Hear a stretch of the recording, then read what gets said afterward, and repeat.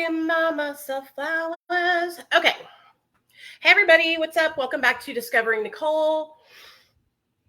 I hope you guys are all having a great day. Come on in, take a seat, get yourself something to drink, get yourself something to eat.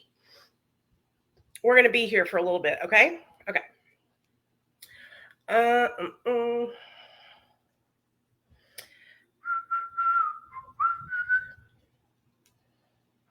Okay, there we go.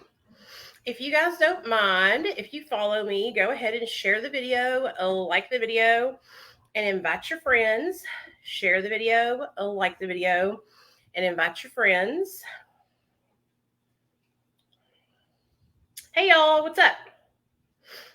What's up? Yeah. Hope you guys are all having a great day. You guys, I just got done watching Violent Night. So good. I laughed my ass off, and I was like, all the blood and guts. It was really actually good, though. Oh, there's my co-host right there. Where you at, Paco? Hey, say hi, co-host. Can y'all see my co-host back there? That is co-host Paco. Paco in his house. That's our drug-free and proud to be dog.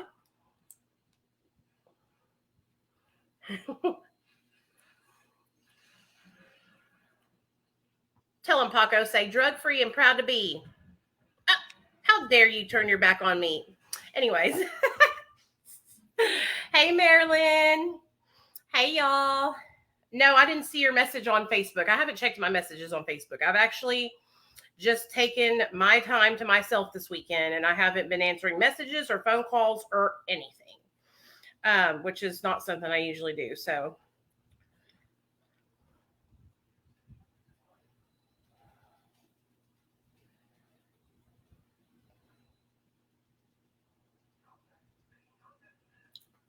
hey, Jessica, what's up? Been trying to get my cat on a program, but she's not ready to change. Hey, Clancy, what's up? Hey, y'all. Come on in, y'all. Okay, so today we got a special guest on. His name is Sean, and he actually has a YouTube channel called Less Dope, More Hope. And he's been following me for a while, and I ran into him on TikTok is where I think I ran into him on. And we've been talking over the weekend and a couple of times on the phone, and I asked him if he wanted to come on and share a story, and he was like, hell yeah. And I was like, okay, come on. So that's what we're doing. Let me share the video on my Facebook and stuff like that, and then I'll bring him on. We'll get started. I hope you guys are all having a great weekend and spending time with your families and staying sober. Like I said, I've been chilling. Me and Neil and Nate woke up early this morning, and we cleaned the house, vacuumed, put smell good stuff all around the house, and we've just been spending time with each other. You know what I'm saying? So that's what we've been doing. Let me introduce you guys to my co-host. This is Paco, the drug-free Chihuahua. Say hi, yes, my baby. He is, if you ever are feeling down and you think that you can't stay sober one other day, just know that Paco believes in you. Right, Paco? He is so tired of my shit. Go over there and curl up. So that's my little co-host. He'll be back there. You'll probably see him moving around a little bit. But he's just a good dog. Listen to me. Whenever me and my sisters were little, my sister Michelle went and got this dog from the pound, right? My dad told her, do not bring a dog home to the house. If you do, I will kick you out and your son. She had a small child that was like 3 years old. So my sister comes home with this little dog from the pound. My dad said, leave the dog, get out. And he kicked my sister out with her kid. And my sister she moved out, moved in with a friend, everything. And of course, my dad was like, my mom called her and was like, well, Nicholas can stay, but you can't, talking about her son. But that dog has caused more drama in our family than any dog we've ever had. And it's because my dad loved him from the day my sister brought him over to the house. He's just such a sweet little lap dog, and he'll just stay beside you all day long. So anyways, my dad chose the dog over my sister. Um, let me see. I see all y'all coming in, and I'm glad y'all are coming. Hey, Detroit Vision, what's up, man? I'm glad to see you in here. Let me check and see if we're if it's going on Facebook, and if we're locked and loaded on Facebook, then I'll bring Sean on, and we'll get started, and he can share his story. And y'all know how we do it around here. It's nothing professional. It's not going to be a big production. I'm just gonna, we're just gonna talk like regular people. And I'm going to ask him to share with us what it was like before he started using drugs, like when he was growing up, what his life is like when he started using and why he started using substances, how it got during his addiction, and then how he got sober and what his life is like now. Okay, so I got everything I need. Let me grab a cup of water, and then I'm bringing him on. So y'all get y'all's drinks too and get you something to eat.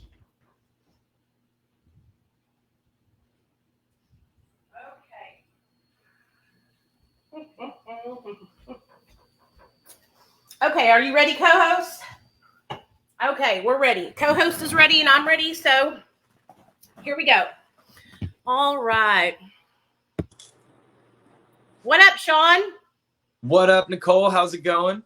Oh, it's going good. Are you excited? I'm super excited. Thank you for having me on. Oh, I'm excited to hear your story for real because I really haven't heard it yet, so I'm super stoked. So here's how we do it around here. You heard me talking to everybody.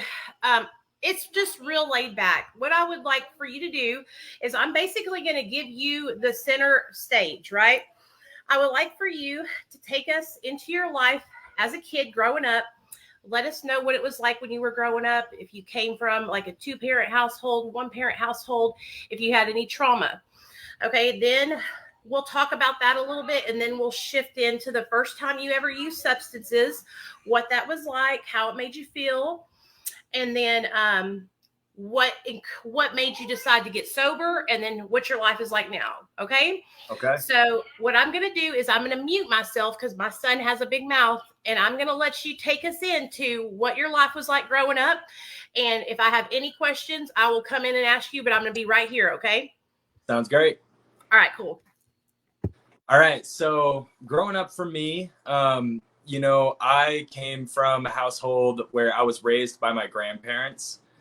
So my mother, I was born in California. I should probably start there. Born in California, and my mom, she, bless her heart, she tried the best she could, but eventually we ended up moving to Reno. And when we moved to Reno from California, she, kind of got back into her old ways. She had actually been clean for about 5 or 6 years because I was about 5 or 6 when we moved. And so she was clean when we moved there. But when we got to Reno, man, it's just a whole nother beast out there. And so, pretty quickly, she kind of got back into crack cocaine. She had been into crack cocaine when we lived in California previously. And pretty quickly, she actually, lost me to to CPS. And I was in the foster care system, in and out of that. Now, eventually, there was actually this rift between my dad's mother and my mom. They didn't get along very well. So she tried to hide it for as long as she could that she had lost me to the foster care system. And so why didn't they give you to your to the grandparents? What happened there? So they did eventually.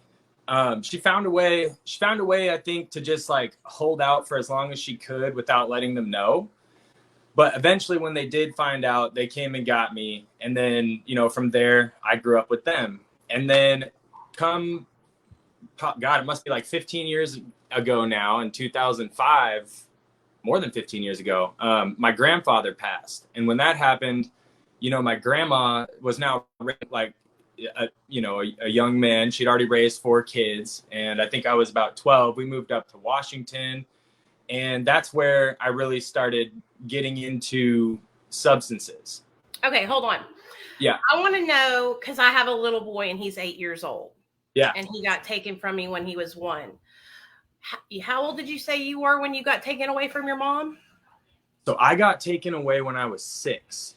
And what did that make you feel like? How did you feel when that happened? I want to know. So it was actually pretty brutal. The way that it ended up happening was sad. So when she started doing crack again, She also started, prostituting. And with us living in Reno, it was just a way for her to get her money real quick, so she could use. And my stepdad at the time was a bartender at the Best Western Casino and Hotel. If you've ever been to Reno, you know what I'm talking about. And one night she actually went to turn a trick, and she left me in. They used to have an arcade room back in those days. I don't know if they do that anymore, where like the kids could actually be in there. And so she left me in there. And then somebody ended up calling, and the cops came down, and that's kind of how CPS found out that, maybe my home at the time wasn't a fit place for a young kid to be.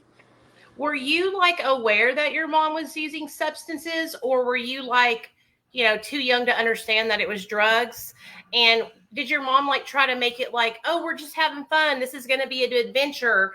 Or was she, I mean, of course, like I feel for your mom, because I was just like that when Nate was little, so that's why I'm asking you these questions. Yeah, absolutely. That is a great question, because the truth is a little bit of both.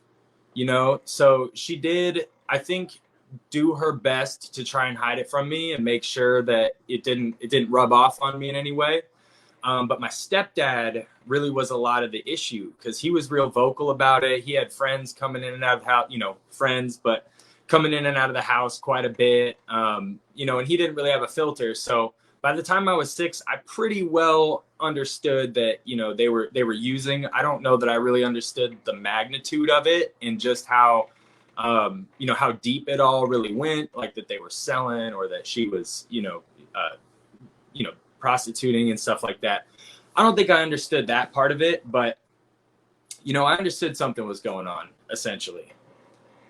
So as you were growing up, because you're a man, duh, because you're a guy, like, so for me, like, for some reason, I like mirrored my life after my dad. I always looked up to my dad a lot.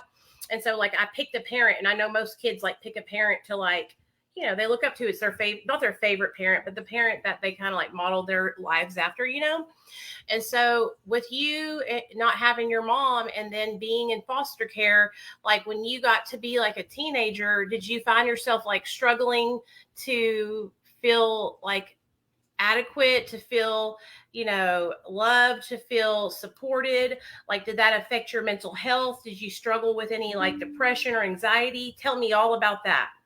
Yeah, 100%. So for me, you talked about like, if you don't have one parent in your life, maybe the other parent kind of becomes a role model. And for me, when it came to my dad, that really wasn't an option.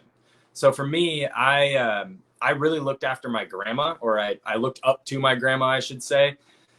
She is she's crazy. She's 77 years old. She still runs marathons. She was an executive in the medical industry for years and years and years. And so, I really looked up to her growing up. Now, it did make a bit of a chaotic situation for me when I was in high school, which, freshman year, 2009, that's when I really started getting into drugs heavy.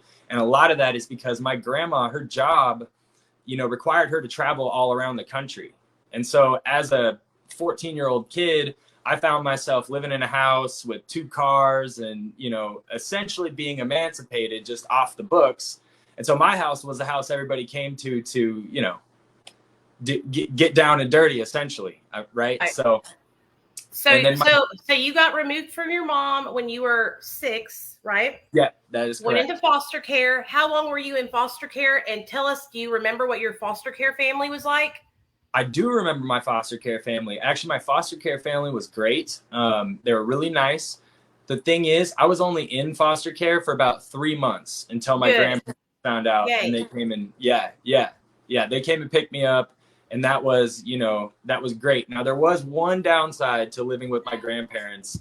That was actually my father.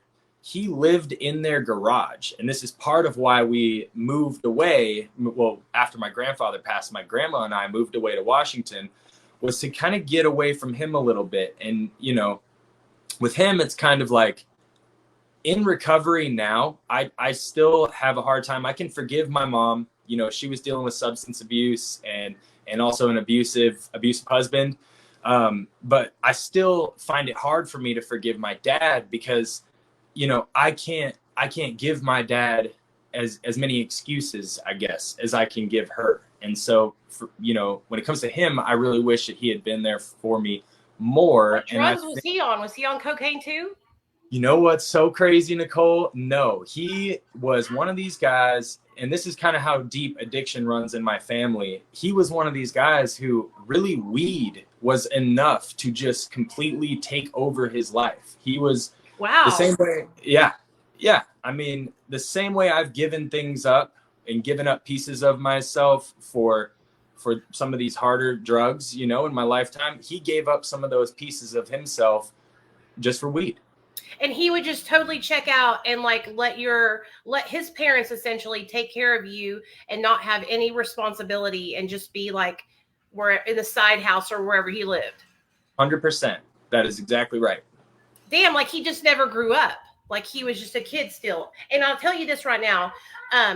Your grandparents might have thought that they were helping him, but they should have made him leave off that property, because what ends up happening is it ends up handicapping us when our family members do so much for us. So like I always think back to when Nathaniel got taken away. If my mother and father were in Arkansas when that happened and they took him and then allowed me to see him whenever I wanted to see him, I probably would have never gotten sober, because I could have just had access to my son still getting high. You know what I'm saying? 100%. Sometimes it takes as powerful of an incentive for us to get off of these substances because they are so powerful. That's, sometimes you really have to fight fire with fire. And I do think that they should have done that with him. But I don't want to be down on him or anything. He has actually, he's in his 50s now. And as he's gotten older, he's kind of leveled out a bit, and, he's got more responsibilities now and stuff. So he's in a good spot, but it still affects you though. Like I worry about that so much with my little boy. It just, the time that I was not with him, even though it was a short amount of time, I worry about it, because our lives when we're children, those years are the formidable years of our life that are going to create us to become what we are as adults. Like I never realized this until I started like doing like stuff online and working with Dr. B. But I'm telling you guys, and Dr. B is a genius when it comes to kids. He talks to me about my son and his son, and we have conversations about this all the time. Like everything you can do to, if you have children like I do, to be with your kids, to let them know you love them, to be active in their life. Like my husband's sitting in there right now with Nathaniel. Watching him play video games. My husband doesn't play video games, but that's how they're spending time together, so it makes me sad that you had to go through that when you were younger. But I'm glad that you had good grandparents who came in and swooped you up and took good care of you. You know what I'm saying? Absolutely. I am too. I'm thankful for that every day. I call my grandma every day and let her know how thankful for that I am. And, she didn't just take me in then. She really stood by me the entire time I was in my addiction too. And she did a really good job. And I think it's partially because of how she did deal with my dad when I was younger, and also when she was younger. She stood by me, but she stood by me from afar, so it wasn't like, I could just call her and be like, hey, will you give me this or will you give me that? That shit wore out real quick. By the time I was 18, she was done with that. She wasn't giving me anything like that. Now, if I needed a place to come detox, if I needed a place to come stay, if I needed to call somebody and talk about, the crazy shit that was going on in my life at the time, she was there for me. But some of that enabling stuff, that also is just as detrimental when we're trying to get clean as some of the other things we're doing. Yeah. So so it makes a little bit of sense of, just knowing what happened to you when you were younger and stuff, even though you didn't have a bad experience in foster care, that's like traumatic, dude. That's like trauma right there. Being taken away from your mom. Your mom could have been the shittiest mom in the whole wide world, but she was still your mama. You Absolutely. know what I mean? And being taken away from your mom, dude, that is freaking detrimental. So tell me about how and why you started using substances. What happened there? So I think for me, a large part of it was the abandonment issues, right? So I did feel abandoned. And I also felt like, not only had my parents kind of let me down, but with my grandma traveling all over the country and stuff like that, I was alone a lot. Now, when I was in middle school, we lived in a house where the backyard actually butted up to the middle school. So that's really right then and there, you know, my grandma would sometimes, when she was in town, wake me up about 6:30, you know, time to get ready for school, blah, blah, blah. I'd walk out that door, and as soon as she'd leave, I'd walk right back in. And, you know, any of my friends who at the time you know, middle school kid, I was big into skateboarding and stuff like that, hung out at the skate park a lot. And any of my friends who went to the same middle school kind of picked up on this fact, like, why would we go to class? We can just go kick it at Sean's house all day. So it kind of started there, and, you know, it started slow with stuff like, you know, weed and ecstasy pills. And back then I was living in Olympia, Washington, and with Olympia being so close to Seattle, the rave scene was big. So, you know, we would just hang out in my house and party all day as 13, 14-year-old kids. And you know how I've that's been there, done that. Yeah. And that, to me, I feel like that is just like our experimental stage of using substances. Like, right. When I was a kid in high school, I was smoking ganja and drinking alcohol and just kind of like finding my way. I think like I didn't really become addicted until like my senior year, when and that's when I don't know if you're like this, but tell me if you are. When I started taking my own hard-earned cold hard cash and paying for drugs, that's when I feel like I crossed the line, because there was a time where I would just, you know, get drugs for free and drink alcohol off other people. But when I was taking my money and I'm like, hey, you know, that's when it was like, okay, I got a problem. Yeah. So it was same exact thing for me. You know, I had a little job where I would help one of my friends' dads prep houses for construction. So we'd go in, we were like the demolition crew. We go in, we knock down walls, cut out carpet, get rid of anything the previous homeowners left behind. And I started making a little cash. And one of my buddies, I think I was 15 at the time, and one of my buddies, you know, he was the guy that I would go to get my weed from. Well, this is kind of a crazy story. One day I go to get my weed from him, and me, him, and his friend are all chilling in this broken down old truck on one of our friends' properties, and we're smoking weed. And all of a sudden he looks at his buddy, right? Because these two know each other better than I know both of them. And he looks at his buddy and he says, all right, you want to smoke a bean? And so I look up at the two of them and I'm like, man, what's a bean? What's a bean? I'm 15, you know? And I remember he looks at me and he goes, oh, you never smoked a bean? He's like, you're going to feel like you smoked 1,000 blunts all at once. You know, it's just some stupid shit kids would say. So he whoops out a piece of tinfoil. And back then, OxyContin 80s were just so prevalent. There was tons of kids in my school doing it. And even a kid whose dad was a doctor that would take, you know, samples from the pharmaceutical reps and sell them on the street and all kinds of shit like that. But yeah, so I smoked a bean that night, and man, from there it just took off. Did it not make you sick or anything? Like you felt like you needed to throw up or nothing? What did it feel like? And this is like what, a OxyContin? Yep. OC80. Okay. What did you feel like when you smoked it? What did you think? Oh my God. The first 10 minutes I was slamming that door to the truck open. I was throwing up everywhere, just puking. Yeah. Miserable. I know. It was miserable. But the bad part. How old were you? You said, how old were you? 15. Damn, dude. I didn't even know what drugs were at 15. I didn't start using really. Well, I had prescription medication because I had taken prescription meds by that time, but I wasn't like abusing them or anything. I didn't really get into substances until I was 17 years old, like real hardcore. And so I honestly, I can't imagine smoking an OxyContin for my first time. I know that fucked you up. Were you scared? Did you think you were going to overdose?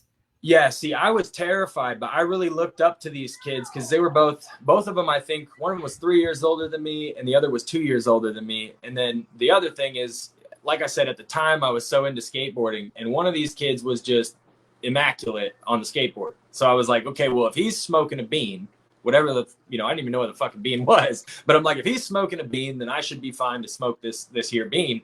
And man, after I threw up, it was like a love affair, you know. It was almost sickening to think back on now, just how much it just rocked my world, right? Because I had all these problems, I had all these issues, I was always stressed out, I was always alone, and it was almost like a warm, comforting hug, which, you know, now I Yeah, look for back on sure. that. Did Yeah. you immediately start using oxys after that? How did you go about? Did you go seeking them out? And if you did, like, were you like stealing money from your grandparents to get them? Because there's, I don't know about you, but here in the South, they were selling those fuckers for $1 a milligram, honey.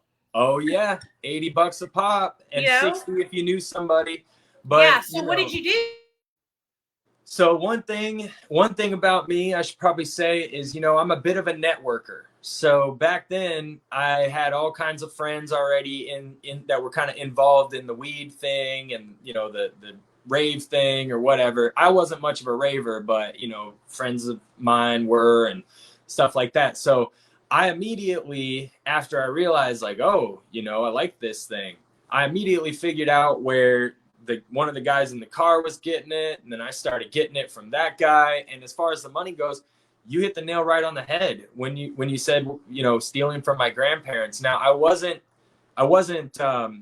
well, you know what? I'm not going to sugarcoat it. I was taking stuff out of the house while my grandma was gone, and I was pawning it. And slowly but surely, she would start to recognize all of these things missing. And that's really, I think, when my 15, probably going on 16-year-old brain at that point realized just how big of a predicament I was actually in.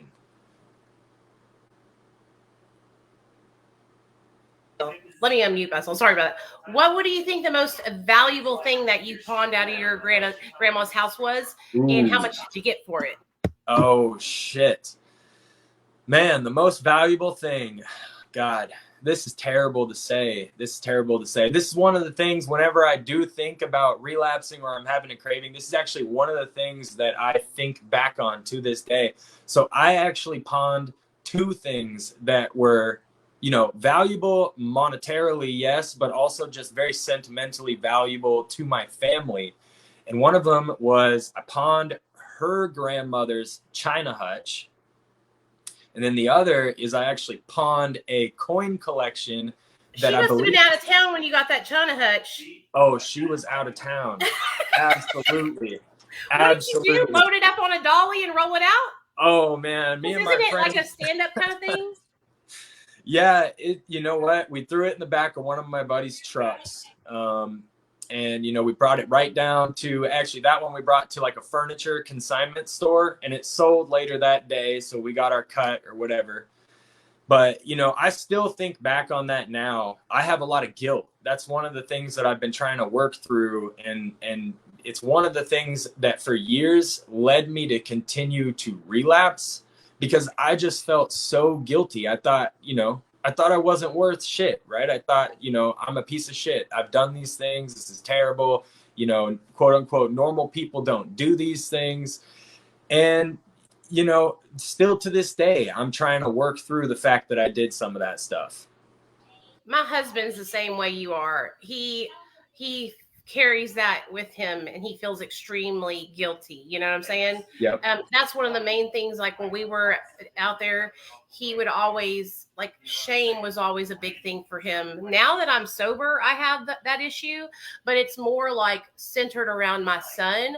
Like, I feel like, you know, my parents knew I took stuff from them and I took money out of their, you know, purses and all that kind of stuff. But like mine is so centered around Nathaniel, but my husband's a lot like you. Like he really internalizes it. Internalizes it. I bet your grandparents are so proud of you that you're sober, that that's the farthest thing in their mind that they're even thinking of. But just because that's the farthest thing in their mind doesn't mean that you're not thinking about it, you know? Yep. You know, that's funny that you say that, because that's exactly what my grandma tells me. Every time I try to apologize for this stuff, I mean, that was probably going on 15 years ago now. And when I try to apologize for this stuff, that's exactly what she says is, you know, I'm just happy that you are where you are now, the best thing you could have done to make up for it is to do what you're doing now. You know that, and she wants a grandchild before she, or a great grandchild rather, before she passes. But you better get busy. yeah. Now, I'll tell you one thing. When you and your girlfriend do have a child, that will change your life. Like it will literally, it will. There's nothing in the world that could inspire me more and motivate me more to stay sober than my own child. You know what I'm saying? Like Yep. I always want to make him happy and proud. So when you guys do that, it'll be the easiest thing. You'll be like, I don't want drugs. You know what I mean? Because every time you think about it or something happens, your child, God will put your child in your path. Just like the other day when I found that dope in my shoe, I was literally getting ready to go pick Nate up from school early that day because he made 100 on his math test. So I had promised him Thursday, I said, Friday, I'll pick you up early so that way you can get checked out. And so I had already had it planned on my day that I had to go get him early. So what am I going to do? Get high and go get my son early from school and not, like, he would have known. He's so smart. You know what I mean? Right. Yeah. He would have called me out for sure. So that will be amazing. I'm excited to see if y'all do have kids. That would be it. You will. So, okay. Sorry about cutting you off about the pawn shop thing. So, but I'm telling you, your grandparents forgive you. I just hope you know that they do. They really do forgive you. So how bad did it get for you in your addiction? You just used opiates and benzos, or were you doing meth and cocaine here and there? Tell us about that.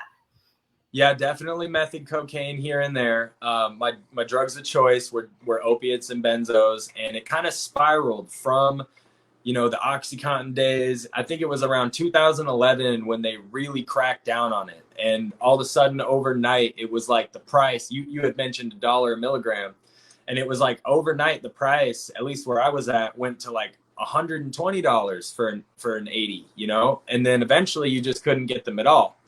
And that's actually when, you know, the oxycodone 30s really started to get prevalent. And then, of course, you know, the one for me that was the most alluring, that I probably lost the most of my time to, was H, you know. And so, yeah, it really kind of spiraled from there. Now, the benzos, that was right towards the tail end of my addiction. So I would sort of, every now and then when I was going through withdrawal, I would hit somebody up and buy some Klonopin, or I would buy a couple Xanax bars or a couple of footballs or whatever. And but I never really developed like a huge, big old habit with, you know, full on dependency or anything with it until the tail end of my opiate addiction. But man, once I did, I ended up, you know, at a point where I was taking 5 Xanax bars a day, 10 milligrams of Xanax, and combining that with the opiates that I was using, it was hell to try to get off of that. Were you overdosing yourself all the time? Because that's what I was. I was a glutton for punishment, honey. I would forget that I took so many Xanax, and then I would get off work and I would go and get some Roxy's and do a shot. And then the next thing you know, I don't know where the fuck I'm at. I'm waking up in the hospital with some charcoal ass, nasty ass shit in my mouth, you know, and it would be hell to pay because I would be so excited to get off work to go get high. And then I would end up trying damn near killing myself, you know? Yeah. Exact same. So, you know, by this time I spent probably half of my my addict years in Portland, Oregon. And so by that time, when I was about 22 is when I really started. I'm 28 now. So when I was about 22 is when I really started to get heavy into the benzos on top of the heroin. And were you scared to use heroin? I was scared to use heroin. Oh, I was terrified. Where I lived, it wasn't like I'd never seen it before. So in Little Rock, I remember the first time I got it, it was inside of a capsule, a pill capsule that you open up, and it was like a tannish, off-whitish powder. But I've never seen black tar heroin, never seen it. Don't even know what it looks like. Gotcha. And that's the only kind of heroin I ever used. I think I used it like maybe 10 times, and that was it. It was always Roxy's or Dilaudid's or something like that. So when you first started doing heroin, Like, were you afraid? How did you know how much to use? Did you have somebody with you? Were you injecting, snorting, smoking? How did that go? Yeah, I was terrified, absolutely. And so for the majority of my OxyContin and my Perk 30 addiction, I was smoking it. And so when I first tried heroin, I actually tried it with somebody who I met at complete random chance. I was sober actually when I first tried it. I had just gotten off of opiate pills, and and so I was terrified to try it. Now, I was so scared to try it that the guy who I was with was trying to, tell me how to shoot it up and all this. And I didn't do that. I went ahead and smoked it. But eventually, you start to realize as a user. Oh, by the way, too, I want to comment on this before I forget about it. So yeah, on the West Coast, or at least where I was living, we actually only had black tar, which was kind of, it was powder like, and then you breathe on it and it become black tar. But so yeah, that was one of the things that was scary, right? I didn't want to put something that looked like that into my veins. And but you start to realize when you're smoking it that it costs so much more money, it doesn't go as far. And so eventually the inevitable happened, and I bit the bullet and I started shooting up for a couple of years. Isn't it like a dark brown color in the syringe? Is that what it looks like? Absolutely. That's 100%. I can imagine people who are probably not very good at shooting up could probably like confuse when they are registering and not realize it, and maybe like miss and not get it in, you know what I'm saying? Not get it in the vein. Yeah. I've watched this like intervention. This is where the only place I've really seen it, but I would see people like shoot it in their muscle and stuff like that. Like I said, I don't really have any experience with heroin because where I lived, like I said, it wasn't really prevalent here. And so did you ever were you a person that I could be like this and I could throw a dart at my veins and hit them from fucking 75 feet away in the pitch black with the moon shining. Okay. Like I always had no problem hitting myself. Now, my poor little husband, on the other hand, he'd be in the bathroom for 3 hours, baby. And I'd be zooming around town all over the house, doing all kinds of things. What about you? Could you hit yourself, or were you, no? No, your husband and I, we're birds of a feather. I'd be in the bathroom I'm talking, sometimes I'd be in there for 3 hours. I'd miss. I'd be throwing the syringe. I'd be, most of the time when I was shooting up, I would waste half the bag just, trying to hit, getting blood. Sorry, trigger warning. I suppose everybody out there. But listen to me, just so y'all know, like I laugh about this stuff now because I am so far removed from that life. I do not want to go back to it. But like the only people I can laugh about this with are other people who understand and who have done it before. And so that's why I get humor out of thinking about how stupid we would be locking ourselves in the bathrooms for 8 hours at a time, or,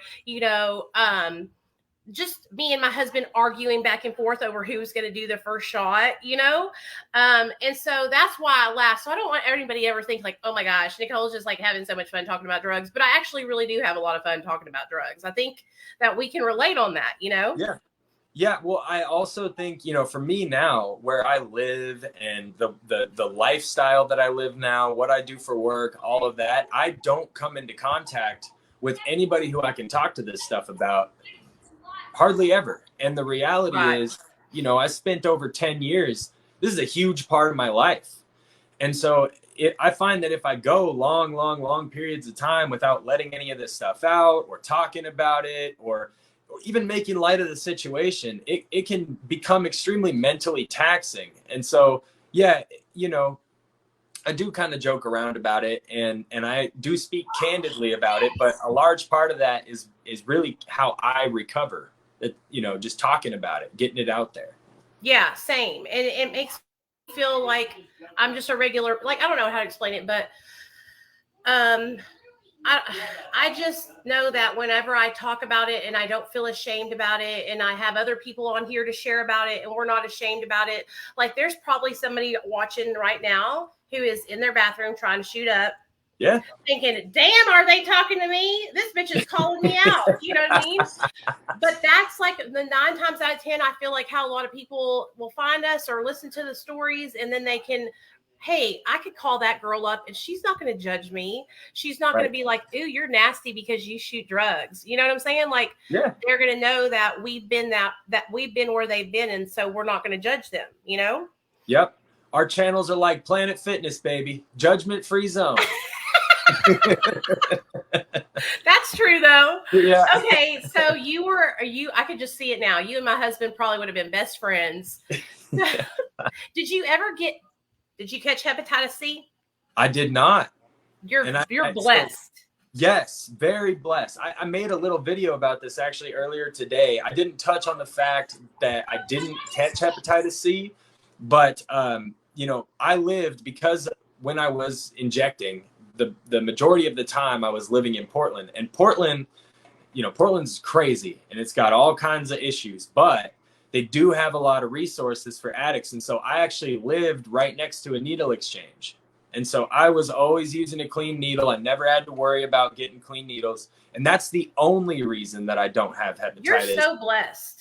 Yeah. Because here I could walk into Walgreens with $25 and be like, please take my money so I can get a box. Or they weren't even that much. But, you know, I would literally offer the lady at Walgreens a tip to just let me buy syringes. Yep. And they would turn you away. Yep. I know about that. I've got buddies who, you know, used to live over here that now live on the East Coast, and you know, communicate with them every now and then. Some of them are clean now, and but when they were still using over there, same thing. Now, you know, it's like, the way that I look at it is the needle exchanges aren't just beneficial for the addict themselves, but they're also beneficial for the community, because the way they do it in Portland, you actually have to take your dirty needles and exchange them for the clean ones. You know, hence the name exchange. Right? Yeah, that way people aren't just throwing them on the ground everywhere. Yeah, exactly. So hepatitis C is like a silent kind of illness, you know, like I would have never guessed that I had it until they told me that I had it, you know? And then you start thinking like, is this the reason why I feel tired? Is this why this is this way? But the great thing about it is that there's treatment. So if any of you guys are struggling with hepatitis C, don't be afraid. They give you these, I took these pills for 8 weeks. They were like horse pills. Took them for 8 weeks. And as far as I know, I have to go to the doctor and get checked out and make sure that it's gone. But I'm pretty sure I'm cured now. So if you are somebody that was, you know, caught hepatitis C like I did, don't be ashamed or anything like that. So you're lucky you didn't get hep C. I'm going to give you a point for that one. Very lucky. For going to the needle exchange. Were you ever afraid to go to the needle exchange, or felt embarrassed, or thought that they would judge you? 100%. So the neighborhood that I lived in was super opposed to this needle exchange. And so people would picket it. They would stand out with signs and protest it and stuff. And there was this one lady actually who shall remain nameless, but she lived in a house about 2 blocks over from the house that we were living in. And we knew her because this lady, she would follow us home and, you know, call us junkies and say all this stuff, you know, call the cops on us all the time. And we actually caught her a couple times going down the street to Walgreens, buying a bunch of needles, and then dumping them at the bus stop and taking pictures of it, and then posting it on Facebook groups being like, see what this needle exchange is doing to the community, and, you know, blah, blah, blah. And the funny thing is, we actually got a picture of her dumping the needles on the ground at the bus stop. So, yeah. There's a lady that, it wasn't as bad, but the Dr. B had a harm reduction institute in Santa Ana, and they actually shut it down because of that very reason. People didn't like that we had, you know, people lining up to get clean syringes in the neighborhood that they were in. It's fucked up, dude. It helps people to not spread diseases, and it also, it's just helps people in general. Like, we were able to help people get on state insurance. We were able to help people with like water and food that didn't have food and water. Like, it helps people all around, you know. It makes me so sick that there's privileged people out there who would rather see human beings struggling and hurting than helping them. But that goes to show you those very people that are like that, they've never had to struggle at all. They don't know Nope. what it's like. Nope. And also, some of them have a whole lot of time on their hands, right? That's another way they're privileged. Yeah. It's like this lady, man, I don't know how she found the time to do that, to or even think of that, but Nothing better to do. nothing better to do. And I mean, it's not just the diseases too, it's like infections. I know at least 3 people that I used to live with who actually died from endocarditis from reusing needles, over and over, and then the infection spreading to their heart. So yeah, it's a really valuable resource. And I think, like with anything, like with mat treatment, people are going to find a way to paint it in a certain light. Yeah. Yeah, I agree. It's like, because some people have bad experiences, and it's just like that one bad experience, they have to think that everything is going to be on that, everybody else is going to have that bad experience. So Right. you were shooting up. Okay. What do you feel like was the worst part? What was I can't do this anymore. My life is falling apart. I got to make a change. What was the deciding factor, your aha moment? And when you had that moment, what did you do to get sober? Yeah, so okay, this is a bit of a long one here. I remember the night like it was yesterday. So let's start off around 6 p.m. This is probably 2015, 2016, all right? And I'm sitting there. Now, I used to live with a fairly substantial dealer in the area. And at the time, I was actually dating their daughter. And so, we would get dope delivered to our bedroom from up the hall, basically. And so come around 6 p.m., we get our stuff, and I draw up a shot and I go to shoot. And I don't know what happened. I had never had this happen before. I've never had it happen since. But I hit an artery. That's all I know for sure. But somehow hitting this artery made my whole arm from where I shot down, swell up to like the size of a football. And the next day I had all these, like stretch marks and all this crazy shit on my hand. But anyways, that night, so this is a double whammy, and this was really the big wake up call for me. So that night, I think, the person I was staying with was letting one of their runners live in the backyard in a tent. And this guy owed money or something like that to some, criminal organization in Portland. And so he actually like told them, well, hey, since I can't pay my debt to you, why don't you just come rob the person I'm staying with? And so that night, as I'm like trying to go to sleep with my arm all swollen up, and I got my girlfriend laying next to me and like a cat over here, whatever, I can't sleep at all. And all of a sudden, around, I want to say like 2, 3 in the morning, I just hear bang, bang, bang out in the backyard. And then I hear the one of the people in the other room just screaming at the top of their lungs. And it turned out that the guy who was staying in the backyard let 4 or 5 guys with ski masks on. They had guns and all that stuff into the house, and we all got robbed at gunpoint, shaken down, all that kind of shit. And meanwhile, I'm sitting there, my arm is literally like a balloon, it's like a blimp. And it was not, but God, I think the next day I made a phone call to the methadone clinic, which I really knew nothing about. I just Googled opiate treatment, how to get off, and this local methadone clinic had popped up, and I called them and I put my name on a waiting list, and it wasn't but 2 weeks later they gave me a call back. I woke up 7 in the morning, took the call, and then I went down there, and to this day I'm still so glad that I did that. Made my way down there. What did they do? What did they make you go through? What was the process of getting help there? What did they make you do? So I was really young at the time. Like I said, I think I was about 22. And so they wanted to make sure that, I fit the requirements to get on this medication. And I had my own bouts with methadone and everything like that, trying to get off of that as well. But I'll tell you what, my life was so much better than it was. I wasn't getting robbed at gunpoint. I wasn't doing all this crazy shit. But anyways, they took me in. They did all kinds of tox screens on me, tested my urine. Now at the time I didn't have any insurance, so I had to pay out of pocket. I was paying around $400 a month just to be at the clinic.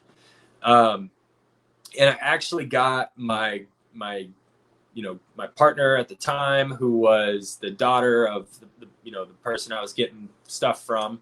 I actually had her come down there with me too, and we both joined together. Now, interesting story about her. She was there for about a year and a half, and we both got a job at Safeway, just little jobs, starting to improve our lives.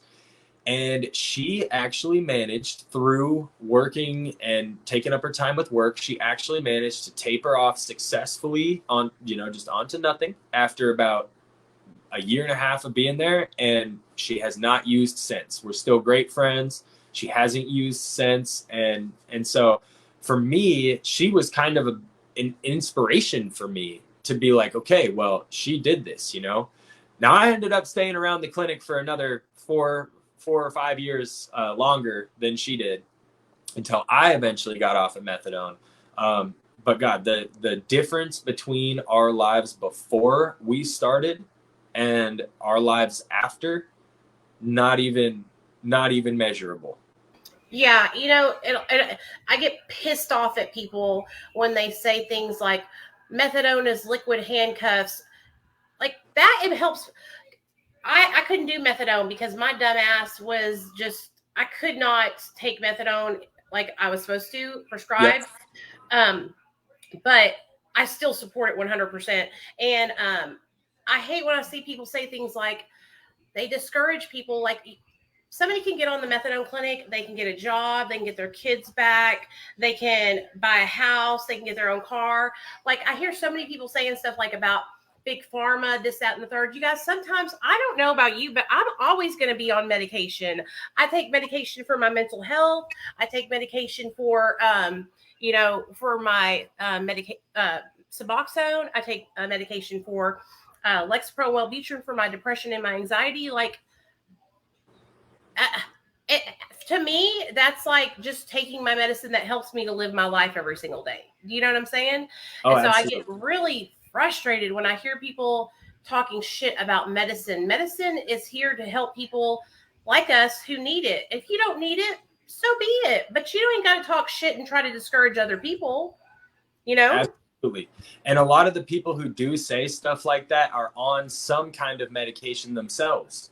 So that's the thing. It's a very blurry line, it seems like, and the recovery community is very divided on this. But where I kind of stand with it is, if you're taking a medication to enable your life to be 10 times, a factor of 10 better than it was before, well, then you should absolutely continue to do that.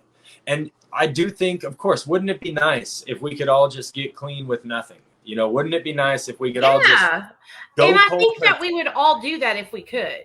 We would all do that if we could. And that's ideal scenario, but that's not. Many of us have tried over and over and over again with that, and it doesn't work for us. And so, rather than just accept that, well, I'm not clean by everyone's definition, I really think we should broaden the scope of what we consider to be clean,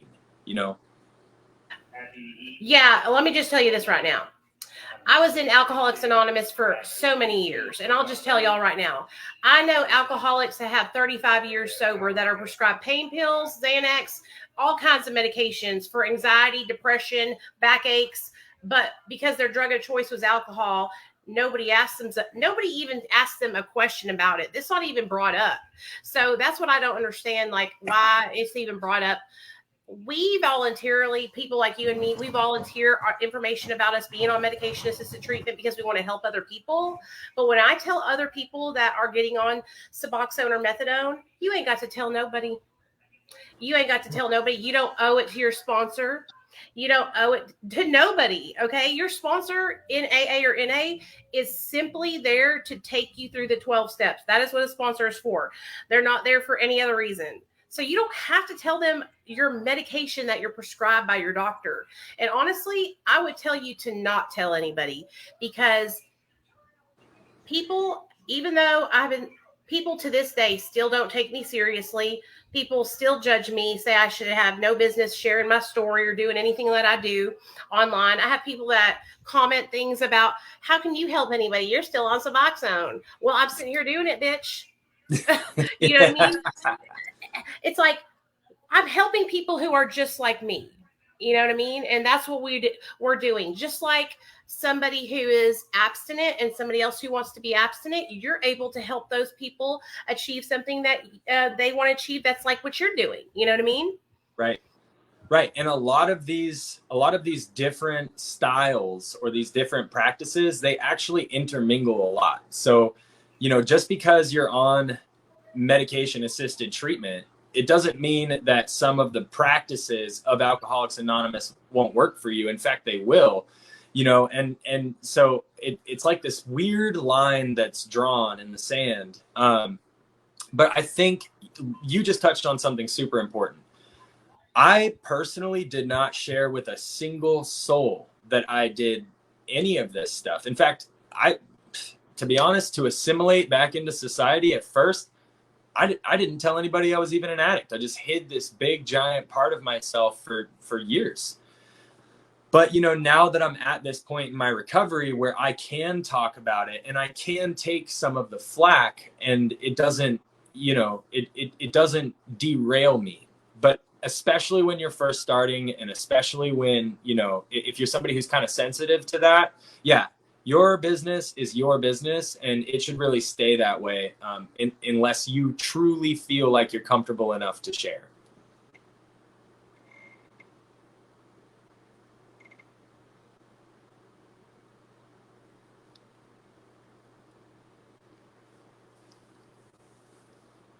I think you might be muted, Nicole.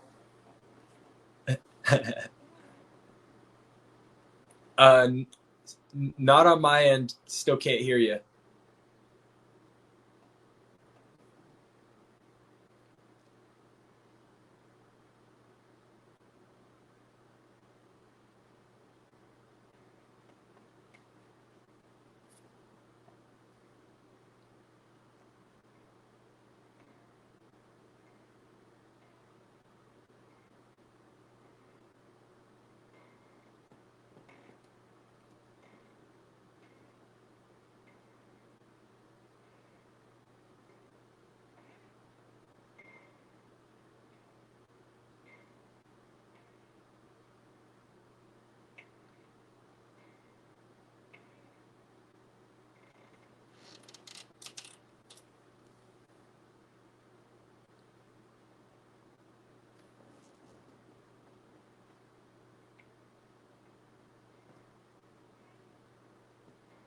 Ellie, come here.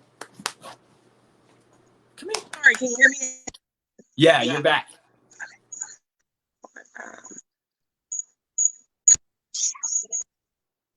Hold on, y'all.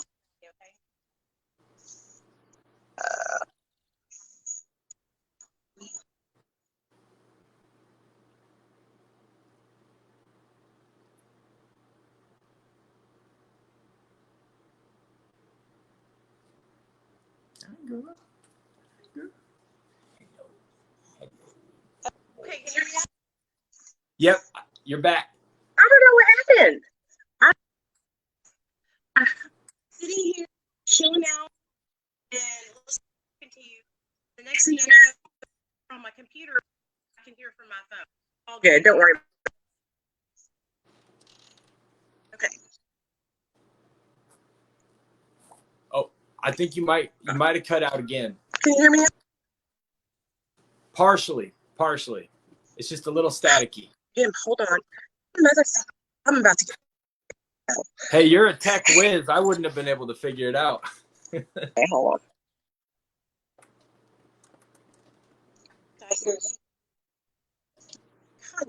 Hey, this is what you hear me? A little bit. It's kind of Yes. muted, kind of quiet. I want you, listen, I'm going to touch, stay here. Okay. I'll stay here. Stay on it, and I'll let you.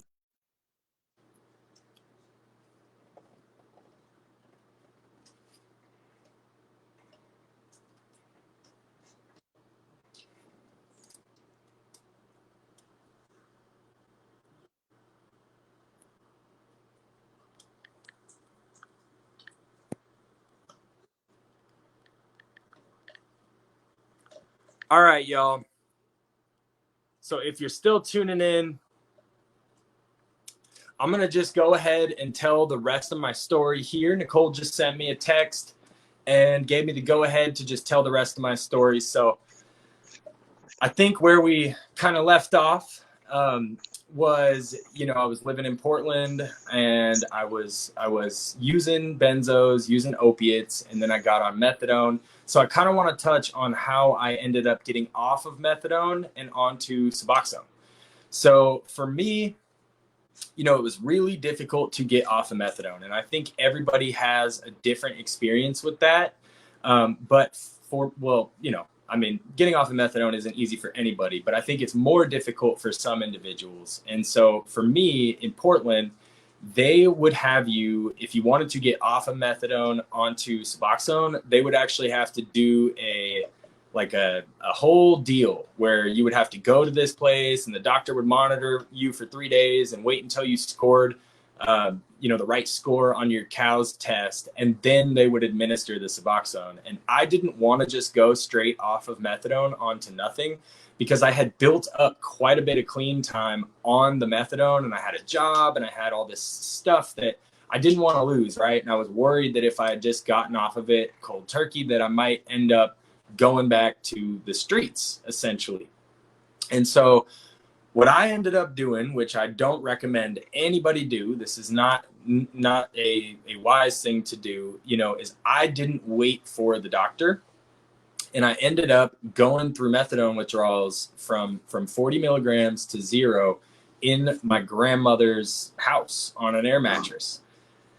And y'all, let me tell you, that was brutal. Absolutely brutal. If I could go back and change that, I would. But I ended up making it through somehow for about 2 months. Now, I am not lying to y'all when I say that for that 2 months, y'all, no sleep. Maybe like 3 hours a night for 2 months straight at best. So that should really highlight to you how much you should not do that. You should not go cold turkey off of methadone.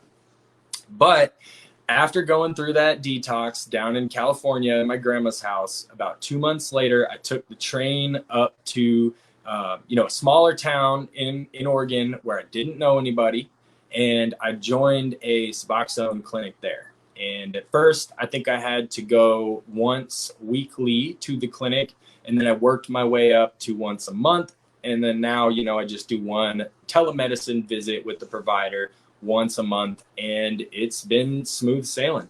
It has been 3 years since I got off of illicit opiates and methadone, and it's been 3 years since I've been on Suboxone. Now, I personally believe in something called minimum effective dose, which for those of you who don't know, it basically just means what is the least amount of the medication you can take while still receiving the desired effect. And so I kind of worked my way down to where I am at now, and I'm comfortable. And so I wanted to talk about this a little bit because I posted a video the other day where I got some people asking me, do you plan on being on Suboxone for the rest of your life? And I kind of want to answer that question. So, maybe, to be honest, I take such a little amount once in the morning under my tongue. I barely even notice it. If I got off of it, I don't think that I would have a relapse. I think that I have, enough going on in my life now. I have enough that I wouldn't want to lose, that I think I could get off of it without having a relapse. But I just don't even want to risk it. So I very well may stay on the small amount of Suboxone that I'm on now for the rest of my life. And I'm totally okay with that. My life looks great. You know, there are some pretty mild side effects like, you know, constipation or your teeth, which I'm sure a lot of you have heard about the lawsuit going on when it comes to tooth decay. But for me, guys, it's like, you know, it's such a small amount. I don't deal with any of the constipation. Now, I used to deal with that a shitload when I was still using, no pun intended on the shitload, or I guess the lack thereof a shitload. But, you know, I don't deal with that anymore. And as far as the tooth decay goes, I mean, after I take it, now, if you look at if you actually look at what is recommended when it comes to Suboxone, it is recommended that you don't eat or drink anything for 30 minutes before you take it, and then you want to put it under your tongue for 30 minutes. And then you don't want to eat or drink anything for 30 minutes afterwards. And so for me, 30 minutes after I've put that Suboxone under my tongue, I then wait another 30 minutes in the morning, and then I brush my teeth. And so far, so good. No mega cavities or anything like that. Now, of course, I got wear and tear on my teeth from when I was out on the streets using. And I think that the way in which I used illicit drugs, because I smoked them for the most part, especially once I had no veins left anymore, you know, that probably did more damage to my teeth than Suboxone could ever hope to do.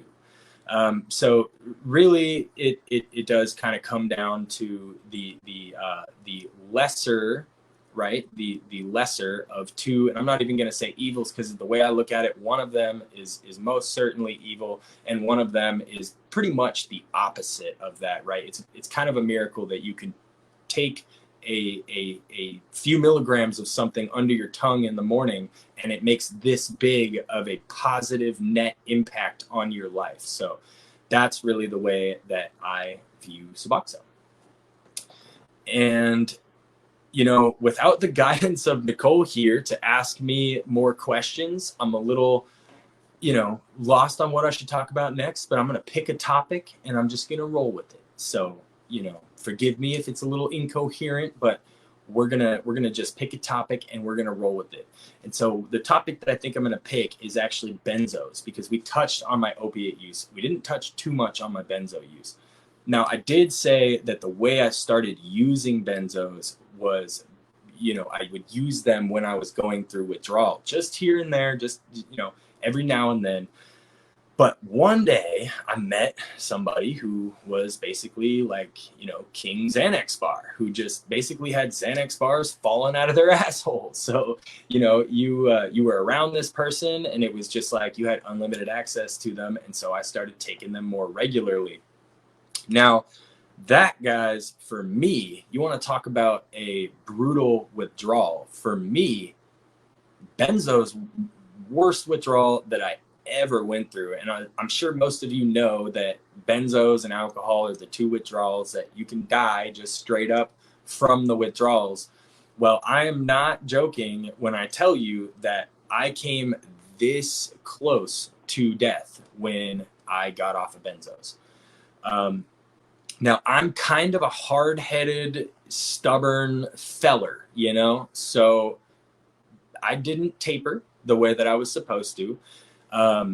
You know, which would have been difficult for me to do anyways, since I was getting them illicitly, although I did have enough of a supply of them at one point that I really could have tapered myself, but I didn't. And besides, it's kind of unrealistic because, you know, when you take, for me, when I take one Xanax bar, basically the rest of the next 2 or 3 days is a blur, because I probably took 8 more after that without even knowing it. But anyways, stubborn as a mofo, and I decided not to taper whatsoever. So I went cold turkey off of Xanax.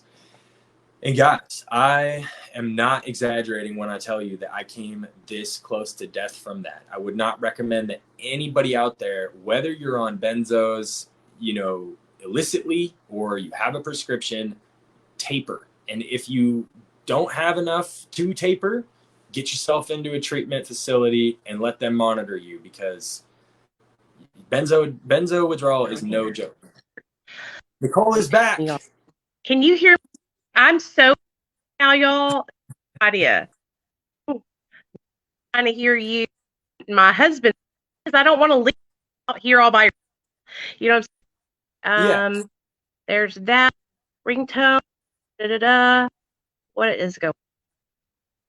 That one part is what I hear. Can you say something? Yeah, so I can hear part of what you're saying, and then it'll cut out. Anyway, I don't want to leave yourself because it's hard to like go on in here. Do me a favor. I cannot, for some reason, the deal is you were talking about those. Will you show everybody, like, did you seizure coming off those? How did benzos say you have to go to with us, like, you're saying your life is sober, and I'm just gonna hear for you. Okay, I'll do my best because I heard part of that, but I think I know what you were saying, and so I'll do my best, and then we'll kind of cap it off. So yeah, the way that I finally got off of benzos is, like I was kind of telling you guys, probably the worst way you possibly can. I just went cold turkey. I would recommend that to nobody. Like I was just saying, came real close to dying on that one, and it was absolutely miserable. So if you're out there, please go to detox if you're trying to get off of benzos, and if you are prescribed them, talk to your doctor about tapering. Don't do what I did. And then I think what I kind of want to touch on a little bit here now is what my life is like now that I'm sober, and just some of the things that I have now that I could have never had then, and just what everyday life is like for me as a sober individual. So I kind of just told you guys a little bit about what my life was like before I got sober, so there's kind of one picture painted for you. Well, now I've got a full-time job, a really good job, especially for somebody coming from where I came from. I'm engaged. I got engaged in July of 2022 to a beautiful, beautiful woman who just gives me all the love, all the, loves me for who I am, doesn't judge me. I've known her for 10 years. Amazing person. I will watch. Listen to me. I'm you on my TV and listening about benzos, like, follow the phone. So I heard you had to say about benzos. Is I'm just with everybody. I really want to go follow Sean's channel. So more. Leave it to some shit. And I can't even phone. My phone is brand new. For some reason, not hear you me on this phone. Having to use my for you. So share with me. Life is like never. Share with somebody where they can you, and I'll shut it down, and then I'll phone and we'll put all your links in the box. Thank you guys for being supportive and okay. Yeah, guys, so I do make videos on TikTok. You can follow me there at Less Dope More Hope. I am also on YouTube under the same name, Less Dope More Hope. And currently, I'm also trying to get on Facebook and post as many reels as I can. Same name. Now, I am potentially going to be changing my name soon. Just kind of want a different name and started out with that name. But you can still follow me at Less Dope More Hope. And I also, before I go, I want to give a huge, huge thank you to Nicole for having me on her channel. Nicole, you are awesome. Thank you so much. I really appreciate it. And all right, everybody, it was nice to be here with you guys tonight, and I hope to see you soon. Take care.